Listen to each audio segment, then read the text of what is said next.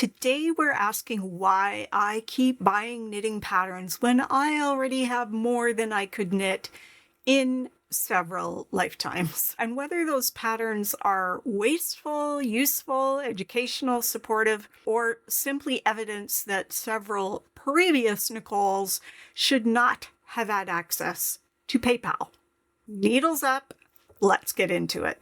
One of my lovely and very excellent After Hours Lounge channel members recently asked if I would make a video about the knitting patterns I've purchased and why I bought them. And that question, of course, sent me to my Ravelry library, which is always a risky place for me to go unsupervised. I have 7,000 patterns in there.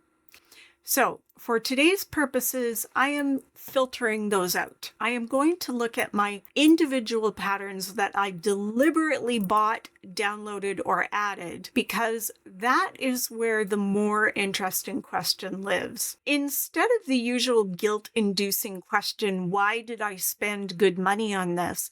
I want to ask a better one. What job was this pattern supposed to do? Because a knitting pattern does not always have to become a finished object to have value, but it does help to know what kind of value you are actually buying. I love my knitting books. I love my knitting magazines. I love being able to add a physical book or magazine to my Ravelry library and then search the individual patterns inside. But for this video, books and magazines are going to muddy the water. When I buy a book, I might be buying it because I love the designer's overall approach. I might be buying it because there are 3 patterns I want. I might be buying it because the essays are good, but I rarely read the essays. I may be buying it because it's a reference book. I may be buying it because it was used, cheap, sitting there making eye contact. The same with magazines. I don't necessarily choose every individual pattern in a magazine. I buy the issue and the patterns come along for the ride. Individual pattern purchases are different. That one, add to cart, download, into the library you go. Tiny PDF of possibility. That is the choice I want to investigate today. Let's talk about guilt for a minute. A single knitting pattern can feel expensive. So I'm not here to say that paid patterns are a problem. They are not. But I also understand why knitters hesitate. If a pattern is $10, $12, $14 or more, and you already have a large library and free patterns exist, and your queue is starting to resemble a federal infrastructure plan, it makes sense to ask, do I really need this? Fair question. The trouble starts when we assume there is only one valid answer. Before anyone takes this as permission to buy every cardigan pattern that looks at you sideways, please remain seated. I am not issuing a blanket pardon for all late-night shopping sprees. Some purchases deserve a raised eyebrow, but I do think we should judge a pattern by the job we bought it to do. If I bought a pattern because I wanted to wear the sweater, then yes, eventually knitting the sweater is the point. If I bought a pattern because I wanted to understand the construction and I learned what I needed to learn, that pattern did a different job. And if I bought a pattern because Fantasy Nicole briefly took control of the mouse, we'll discuss that when we get there. Yeah, I've got stuff, Oscar. Okay. Quick pause from analyzing my pattern buying decisions, some of which may require a small legal defense fund, to talk about something that has become very welcome in my actual real life. Bob and Brad is sponsoring this portion of the video, and if you've been here for a while, you may remember that I worked with them last year on their mini massage gun. That promo did really well, and more importantly, I genuinely still use that thing. So when they reached out again and asked if I wanted to try their eye massager, I was very happy to say yes. Apparently, my hobbies and my job have formed a little conspiracy against my face. I knit. I edit videos, I stare at charts, I read patterns, I look at screens, and by the end of some days, my eyes are tired. My forehead is tense, and my whole face is giving, please turn off the internet. The Bob and Brad eye massager is designed for exactly that kind of end of day eye strain and tension. It has gentle compression, heat, and vibration, and it folds up. So it's easy to keep beside your chair, on your nightstand, or wherever you go to pretend that you are only going to look at patterns for 5 minutes. And it also comes with a separate gel eye mask, which you can use with the massager or on its own. Toss it in the freezer and cool it off. When I picked it up, my immediate thought was, oh, it's a weighted blanket for your eyes. And yes, it does make me look slightly like I'm preparing for space travel, but that is not the strangest thing that's ever happened on this channel. If you're now curious about trying one, Bob and Brad have given me an affiliate link and a 10% discount code for you. I'll put both down in the description box. If you use my link, you'll save 10% and I could earn a commission, which helps support the channel at no extra cost to you. As always, only buy it if it makes sense for you. But I've had a really, really good experience with Bob and Brad products. And this one has been a lovely little reset when my eyes and face are tired from knitting, editing, and making questionable decisions about my Ravelry library. Okay, back to the evidence. The first group we're going to look at are patterns I bought because I wanted the finished object. This is the most obvious category. I saw the sweater, cardigan, shawl, vest, tee, hat, whatever it was, and I thought, yes, I want that in my life. This is the most straightforward kind of pattern purchase. The finished item has a job. It fills a wardrobe gap. It suits my climate. It works with how I dress. It fits the kind of yarn I like to knit with. It looks like something I would actually reach for and not just admire from a respectful distance. I know that sounds obvious, but it's amazing how often we skip that question. We see a beautiful sample. We feel a lovely yarn.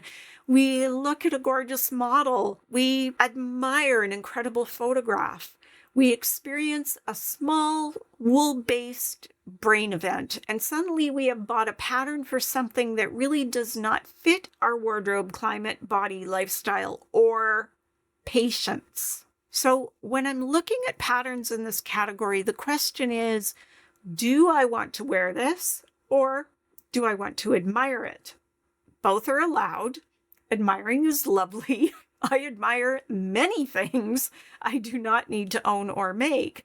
But if I am buying a pattern because I think I want that finished item, I need to be honest about whether that item belongs in my actual life.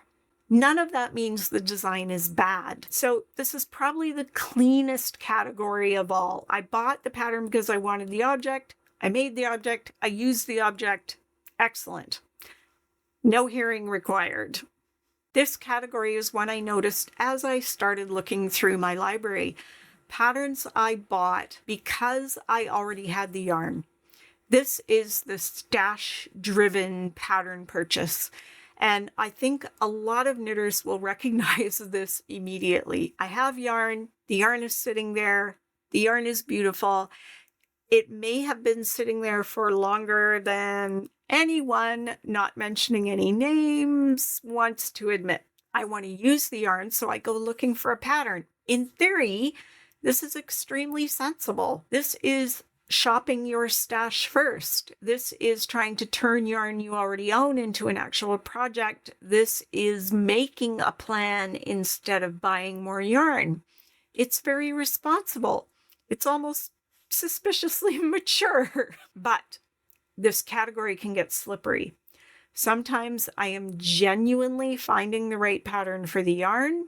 Other times I'm using a pattern to make the yarn feel like less of an unresolved issue. I bought yarn, it had no plan, and it's starting to stare at me.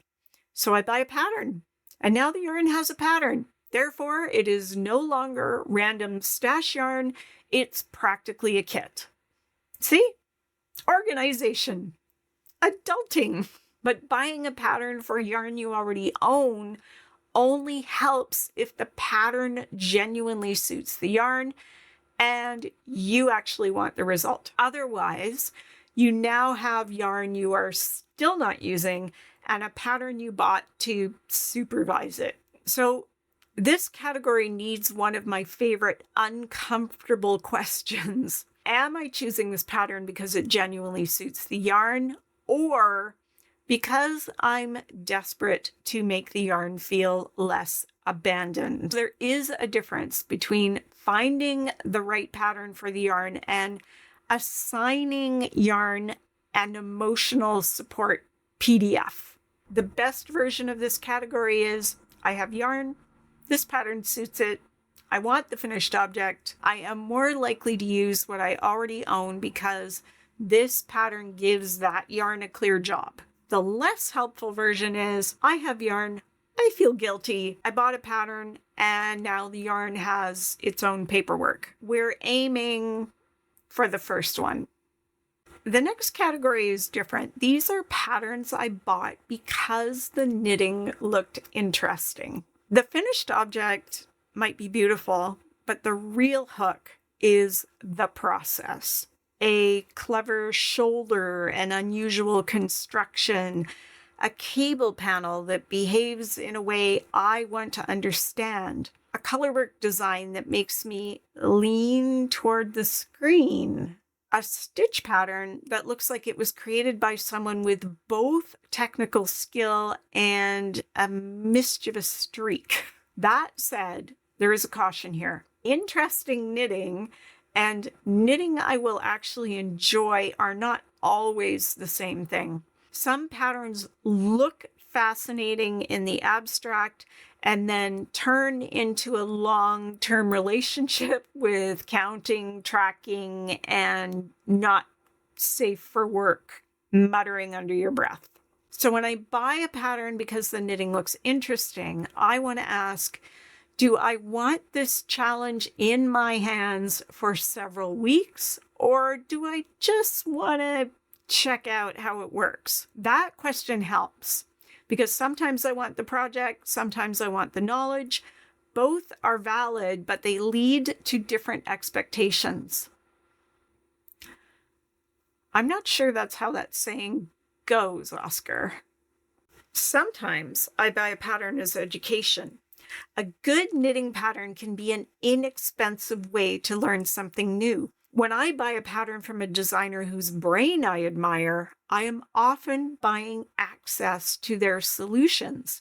How did they make that shoulder work? How did they stabilize that edge? How did they manage the transition between two stitch patterns? How did they handle shaping without disrupting the motif? How did they write the instructions so a knitter could actually follow them? That is education.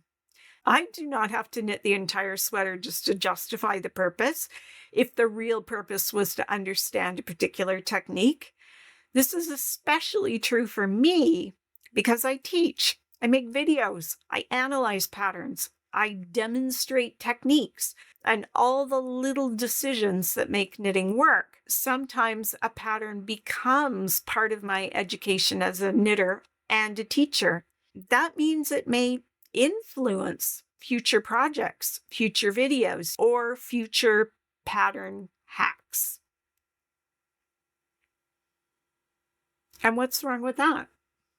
I think this is also a helpful idea for knitters who don't teach. If you want to learn a sweater construction, buying a really well-written sweater pattern from a designer known for clear construction may be useful even before you cast on. If you want to understand a certain heel, a shawl shape, mosaic knitting, brioche, a pattern can become a practical learning tool. The key is to know that is what you are buying and judge it by whether it taught you something worth knowing, not whether it became a finished object. This next category overlaps with education, but it has a different flavor. These are patterns that I bought because they sparked something. Maybe I loved the color palette, the proportion, or the way the designer used texture. Maybe I loved the neckline, a sleeve shape, the hem detail, a stitch pattern, or the general mood of the design. I might never knit that exact pattern, but it might still influence my knitting. A pattern might make me think differently about yarn I already own. It might make me consider a silhouette I dismissed, like cropped sweaters. It might give me an idea for color blocking or help me refine what I do or do not want to knit. Sometimes I look at a pattern and think, I don't want to make that exact thing, but I want something with that feeling. But I also need to be careful not to let the reference pile become overwhelming. Too many inspirational patterns can make it harder to choose what to actually knit. At some point, inspiration turns into noise. So for this category, the question is this pattern giving me a useful idea, or am I just collecting vibes? Yeah, it's possible, Felix. Next up is a category that deserves more respect than it actually gets. Sometimes I buy a pattern because I want to support the designer. Maybe I love their work or have learned from them. I appreciate their size range. They might be doing interesting design work or taking creative risks. Maybe I want to support an independent business or the patterns for a fundraiser. I know I may never knit it, but I still want to contribute. And I don't think that's wasteful. We understand this in other creative areas. We buy books from authors we care about, subscribe to creators, wink, wink. We buy music, art, classes, tickets, memberships, and other creative work because we want that work to continue. The danger, of course, is that support can also become a very noble sounding excuse for buying everything from every designer I like. So again, discernment. Apparently that is the theme of the day. But as a category, I think this is valid. Now we get to a category that is a little more personal. These are patterns I bought for a version of myself I no longer am. If you have been knitting for a long time, your pattern library becomes a record of all the knitters you used to be. Your taste changes, your body changes, your lifestyle changes, your climate might have changed, your tolerance for certain garment styles changes. Your confidence changes. Sometimes you look back at an old pattern purchase and think, oh, yeah, that was very me at the time and very much not me now. And that is okay. This is where I think knitters need to release themselves from old obligations. You do not owe every past pattern purchase a future project. You're allowed to outgrow things. You're allowed to look at a pattern you once loved and think, that is still beautiful, but it's not for me anymore. You are allowed to change your mind. This is especially important if you have a large library. because otherwise the library starts to feel like a list of broken promises, and it doesn't have to. Some patterns are simply evidence of who you were when you bought them. They may still have value as a memory, reference, inspiration, but they do not get to boss you around forever. Yeah, you guys, I do get to boss you around forever. I do. And finally, we arrive at Fantasy Nicole. Fantasy Nicole is not the same as Past Nicole. Past Nicole bought patterns that made sense for who I was at the time, but my taste and lifestyle changed, interest changed, and some of those old purchases just didn't fit me anymore. Fantasy Nicole is different. Fantasy Nicole buys patterns for a version of me who apparently has unlimited time, attention, gift knitting stamina, and a completely different relationship with project completion. This is the bucket for patterns I absolutely love the idea of knitting, but probably am not going to knit. This category is not about whether the patterns are good. Many of them are wonderful. Persian Dreams, for example, is a spectacular, gigantic hexagon colorwork blanket. It's gorgeous. I love looking at it. I spent hours finding a yarn line with enough colors and then choosing all the ones I wanted to use. I love the idea of being the sort of person who makes an entire blanket out of stunning colorwork hexagons. But am I that person? The same goes for tiny Christmas stockings. Do I love them? Absolutely. Would they be adorable? Of course. Am I likely to knit a dozen of them? I think we should all take a moment and respect the evidence. And knitted toys are another perfect example. I love them in theory. They are cute. They are charming. They make wonderful gifts. And suddenly the realization that small does not always mean fast. Small can mean now I'm sewing a nose on at 11:37 p.m. So the question for this category is not, do I like this? Of course I like it. The question is, do I like the idea of having made this, or do I actually want to spend my time knitting it? It means the pattern belongs to Fantasy Nicole. And she's allowed to exist. She has taste. She has vision. She believes in decorative textiles. But she needs supervision.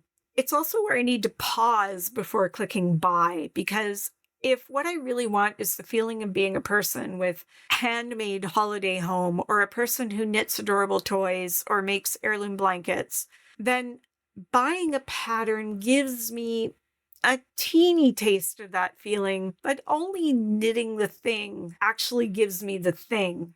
And those are not the same. So after going through my own pattern purchases, I think the real question is not, why did I buy this? The better question is, what job did I think this pattern was going to do? Teach me something, research, inspiration. And I think this is where a lot of knitting guilt comes from. We buy a pattern for one reason, and then later we judge it by a completely different standard. So here's what I'm taking away from this. A pattern purchase is not automatically wasteful because it has not become a finished object. It can just be a project plan, a way to support someone whose work you value. And of course, it can also be a tiny dopamine snack with a download button. And I think the trick is knowing which one you're buying. So if you want to do this with your own pattern library, you do not need to analyze every single pattern unless you enjoy that sort of thing, in which case, welcome. There are spreadsheets, but even a quick look can be useful. Look at the last 10 or 20 patterns you bought or downloaded and ask yourself, why did I want this? Was I buying for my actual knitting life or for the knitter I imagined I might become if someone else did the cooking? So now I want to know how this works for you. Which of my pattern purchasing reasons triggers your add to cart reflex? Or do you have totally different reasons? Do you let yourself buy whatever you want because your fantasy self has a concerning amount of influence over your PayPal account? Share it with us in the comments. And if you have a pattern in your library that you now realize belongs to fantasy you, I really want to hear about that one. No judgment. Well, minimal judgment. Affectionate judgment. And as always, if you enjoyed this video, please give it a thumbs up. Subscribe if you haven't already. Think about sharing it with a friend. And if you want more help making sense of your yarn, patterns, projects, and the whole glorious fiber situation, I'll link the Untangle the Stash playlist on the screen and in the description. I say goodbye. Oscar and Felix say goodbye. Needles down, and we'll see you next time. Bye.